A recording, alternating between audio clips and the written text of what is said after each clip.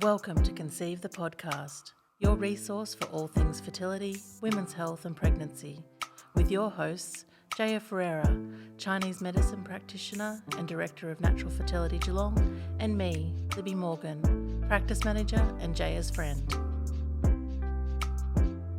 Today we're going to be chatting about the basics of the menstrual cycle. So that's the different phases, how to identify ovulation, and also the important part, when you should be trying to conceive. Yes, I think knowing when you ovulate is important and a really great first step when trying to conceive, because you can have regular cycles and not ovulate, or ovulate at different times from cycle to cycle. Okay, so can you first break down then the menstrual cycle and those different phases? Yes, so the menstrual cycle can be quite complex. There's a lot going on hormonally. These are the things you need to know. Let's start with the follicular phase. That's the time between your period and ovulation. And if we're basing this on a 28-day cycle, the follicular phase measures from the first day of your period until the beginning of ovulation, roughly 14 days. So when the previous menstrual cycle is complete and you get your period, levels of estrogen and progesterone will decrease and the endometrial lining will shed, which will result in a bleed. And this chain of events results in your brain talking to your ovaries to release certain hormones like estrogen and follicle-stimulating hormone, and these hormones will influence your lining to get bigger and also the selection of a dominant follicle that will be the egg that's released at ovulation. Okay. It's funny because a lot of people will say their hormones are out of balance or I need to balance my hormones, and I know what they're saying is something doesn't feel right. We really want your hormones to have peaks. We really want some hormones to peak up high to then stimulate the next part of the cycle as well. Yeah. The next part is ovulation, and that's when the egg's released. So once the egg's released, there's a window of about 12 to 24 hours for the egg to be fertilized. And ovulation occurs about 10 to 12 hours after the LH peak, which is luteinizing hormone. Our LH surge is one of the most reliable indicators that ovulation is coming. Interesting fact though, ovulation occurs mostly in the morning in spring and mostly in the evening during autumn and winter. Wow, that's so weird. Isn't it? And studies have also concluded that ovulation occurs most frequently from the right side. I think it was only 55%, but I still found it really interesting. Yeah. Because a lot of people think they ovulate on alternate sides each month, but that's not always true.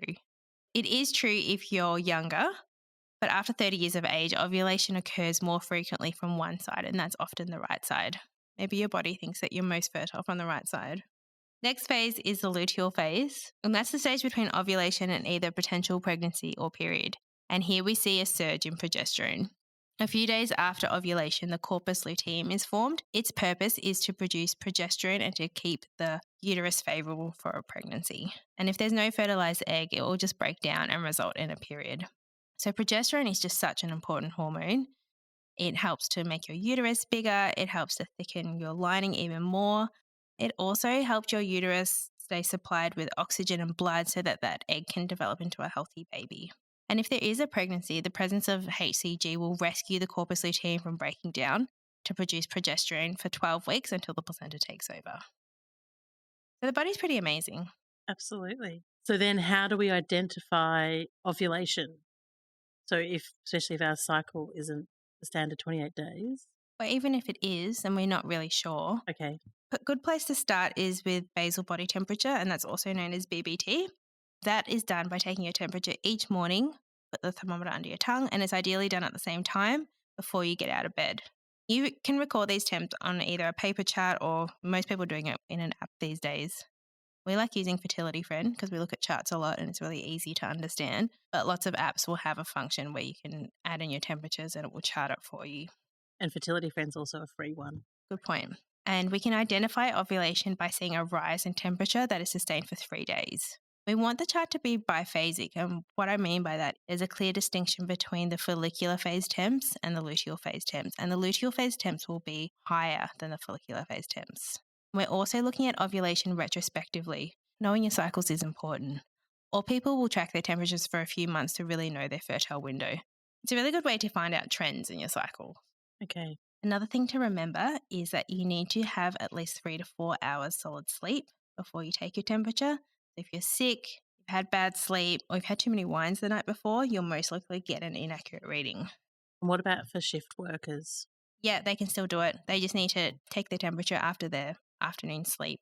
Is there a certain I do know this. There's a certain sort of thermometer that you need because we do Yes. stock them at the clinic. We So I stock do them know in that. the clinic now because people have so much trouble finding them. But you need a thermometer that goes to 2 decimal places. The chemists will stock them. I think Chemist Warehouse have a lot of them. I'm fairly sure they do, yeah. And they'll often say that they're for tracking ovulation. You can't use your normal thermometers that are in the house. So if they're ones that you use on your temple or you're using under your arm, they're not going to work. Okay. Another great way to track your fertile window and potential ovulation is cervical mucus. That's that egg white jelly consistency. And when you see that, that's a good time to start trying because it's a really good sign that ovulation is going to happen soon. Cervical mucus actually creates a safe passage for the sperm through the vagina. So it's a little bit more alkaline like sperm, whereas the vagina is a little bit more acidic.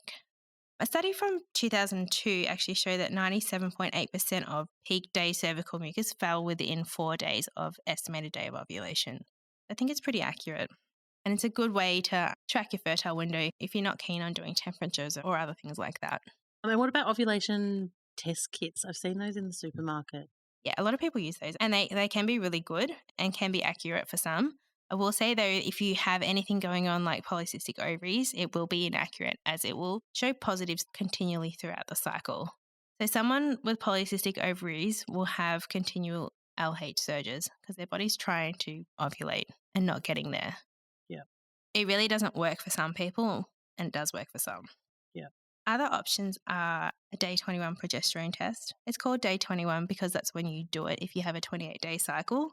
But really, you just need to do it a week after ovulation. So if you know when you're ovulating, you can do it a week later. Or if you have a really irregular cycle, you can do it multiple times in the cycle. Okay. And most people will do that when they're already working with a doctor. Yeah. A really definitive way to confirm ovulation is via ultrasound. On an ultrasound, a sonographer will be able to see if you're about to ovulate or if you have ovulated and from what side. Usually you'll be having ultrasounds if you're already working with a specialist, or you might catch it randomly on a scan if you're just going to check something. Yeah. It's probably worth mentioning some of the other tracking devices like Temp Drop. Have you heard about that? No. So that's a wearable sensor that you put on your arm at night. I haven't tried it, but I've heard it's quite comfortable and it basically tracks all of your information and then you download it onto an app on your phone in the morning and then it will tell you when you're ovulating or when you have ovulated. It's a bit more expensive than a BBT thermometer, but it would be handy in the sense that you don't have to wake up at the same time every day. Yeah, that sounds really convenient. So I guess it's finding what works for you. Yeah. And the other device as well is called Mirror, which is an at-home dipstick that you can use to track your hormones. What I didn't like was that it wasn't able to track progesterone, so it didn't give us all of that luteal phase information. But I think now you can buy it as an add-on. It's a way more expensive option though, and you have to continually purchase the dipsticks, so it's an ongoing cost. So you're testing each day your hormones, so you're doing Yeah. a urine sample each day. Yeah. And like I said before, it's just finding what it works for Yeah. you because I've had people that really couldn't do the temperatures but really prefer to do urine dipsticks or they prefer to do blood tests every day. And for someone else, that's a nightmare. There'd be a lot of people that wouldn't be up for that. Yeah. So we know when we're ovulating from the tracking, the different methods. When should we be having sex to try and conceive? Day of ovulation and the 5 days beforehand. So we often talk about a fertile week. I say a week because sperm can live inside a woman's reproductive system for up to 5 days. The more you can try in that week, the better. Having said that, if you're trying every second day, then that's still enough. Okay. And we often think we need a single sperm, but in reality, we need lots of sperm at the egg to help fertilize it. Oh, really? Why's that? So normal sperm cells will have a cap-like covering and it has this enzyme inside of it that will break down the outer membrane of the egg cell. So lots of sperm at the egg helping to break down to create a space where sperm can go in and fertilize the egg. That's cool. So they need their mates there. Yeah. Yeah. Oh, and also another thing to remember is that your app doesn't know when you're ovulating. You can ovulate anywhere within your cycle, and your app will be assuming that you ovulate 2 weeks before your period. But if you're not inputting details like your cervical mucus or your temperatures, it's probably not very accurate. Yeah. And often we can see that it's a timing issue, so eliminating that early on can be really helpful. We see that a lot in the clinic. That just people have got the wrong Yeah, they're just info. trying at the right times. And I kind of love it because it's such an easy fix and they're really happy really quickly. Yeah. but it's something you can be looking at yourself. Okay. And there's some pretty cheap options on how to do it. Yeah. Great. So I think that covers everything. I hope it's helpful. Yeah, that was a great overview of the basics. We'll see you next time. Bye, JR. Bye. Thank you for listening. If you enjoyed today's episode, please share it with a friend, subscribe where you listen, or head to Apple to rate and review. You will find the show notes on our website, conceivethepodcast.com.au, and can follow us on Instagram at conceive_podcast, where you can also leave questions for future episodes.